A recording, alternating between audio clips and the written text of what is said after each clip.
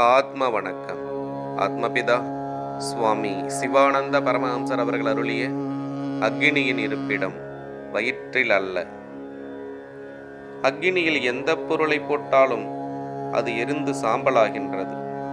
அப்படி இருக்க நம்முடைய வயிற்றில் அக்னி இருக்கின்றதென்றல்லவா தாங்கள் சொன்னீர்? அப்படி என்றால் நாம் நாளது வரை உண்டதெல்லாம் அந்த அக்னியில் அல்லவா சென்று விழுந்தது? அப்பொழுது அவை யாவும் எரிந்து சாம்பலாயிருக்க வேண்டுமல்லவா?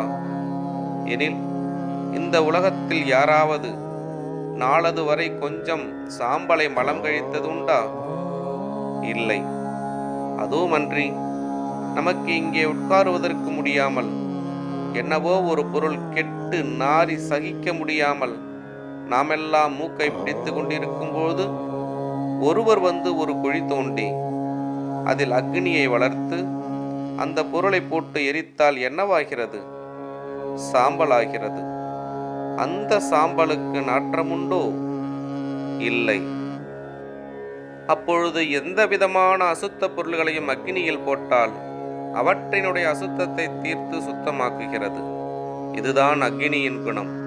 அப்படி இருக்க நாம் மிகவும் பரிமளமுள்ளதான ஒரு பொருளை உண்டு நம்முடைய வயிற்றில் இருக்கின்ற அக்னியில் சென்று விழுந்து அது வெளியே வரும்போது எவ்விதம் இருக்கும்?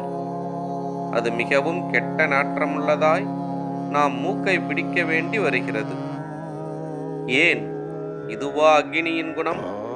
மிகவும் தீய நாற்றமுள்ளதாயும் அசுத்தமாயும் இருக்கின்ற பொருளை அக்னியில் போட்டால் அதனுடைய தீய நாற்றத்தை தீர்த்து அது யாதொரு விதமான நாற்றமும் இல்லாமல் சுத்தமாக காணப்படுகிறது.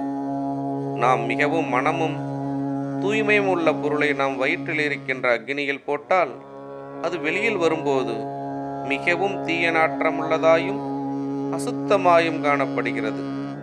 ஆதலால் நம் வயிற்றில் அக்னி இல்லவே இல்லை. தவிர நாம் மலம் கழிக்கும் போது அந்த மலத்தில் நம் வயிற்றில் இருந்து கிருமி, நாகப்பூச்சி முதலிய ஜீவிகள் வெளியில் வருவதை காண்கிறோம் அல்லவா? ஆம், அவ்வாறே காண்கின்றோம். அப்படியென்றால் வயிற்றில் நெருப்பிருந்தால் அவ்விதம் கிருமி முதலான ஜீவிகள் உண்டாவதற்கு இடமுண்டா? அக்னியில் இருந்து ஏதாவது ஜீவிகள் உண்டாகுமா? உண்டாகாது.